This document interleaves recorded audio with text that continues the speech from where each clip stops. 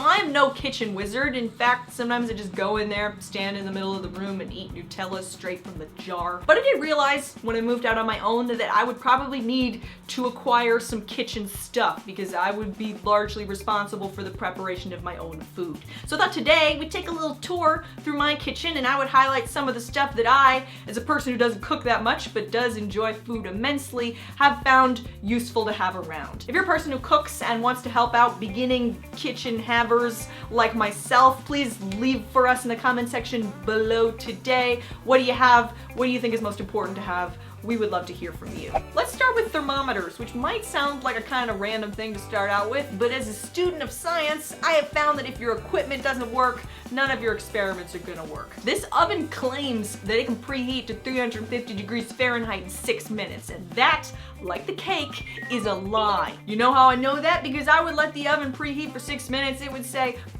350 degrees has been achieved. I would put my food in there, and then in the prescribed amount of time that that food was supposed to be cooked, it would not be cooked. So I got an oven thermometer. So now I don't listen to what the oven says, I wait until the thermometer says 350 degrees or whatever temperature I'm trying to get the oven up to, and then I put my food in. I also have a fridge thermometer to make sure that my fridge is keeping things fresher than the Prince of Bel-Air. Ideally, you're gonna wanna keep your fridge temperature somewhere between 35 and 38 degrees Fahrenheit. Lastly, I have a food thermometer, which you can put into things you've cooked, like roasts or meats.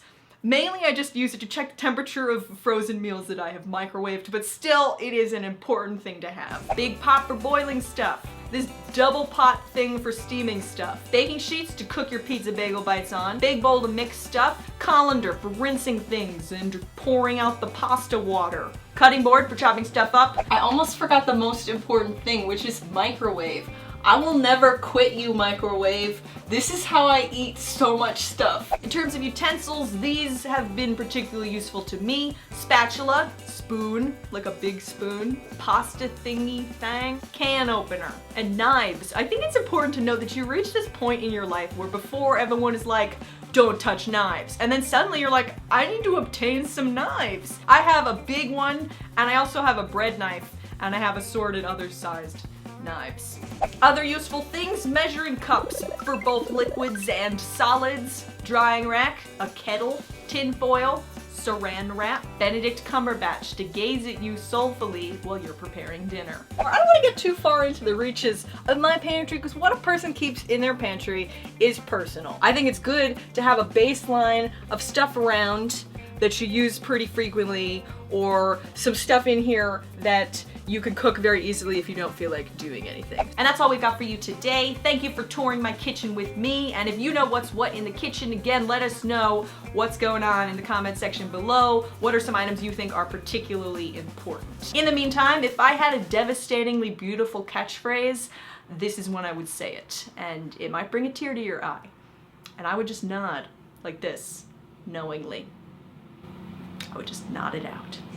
I never had an electric stove before, so I have an electric stove here. I didn't know that you can like you pop the thing up and clean out the stuff underneath. Oh yeah. And so all this stuff, the first couple months I lived here, all this stuff would fall in there, and then every time I would use it, it would just like smoke and burn, and I was like, this is like terrible. How did people do this? Yeah. And then a friend came over and showed me like you could just pop it up and clean it. When I was in college, I lived in this really small studio apartment. And I had brought back this pizza to my apartment that was one of those frozen pizzas that you have to put in the oven. Yeah. And I thought, oh, I was so stupid. Why did I get this? Because I don't have an oven. And I called my mom and I said, can I like slice this up and put it in the microwave? And she said, just put it in your oven. And I said, I don't have an oven. And she said, yes, you do. I've lived in this apartment for 1.5 years. And I didn't know that it had an oven. I had like a chair against it. Oh my god! And I didn't know I had an oven. It's the thing under the stovetop. Yeah, did you ever use the top? Probably not. Oh my gosh. Probably not.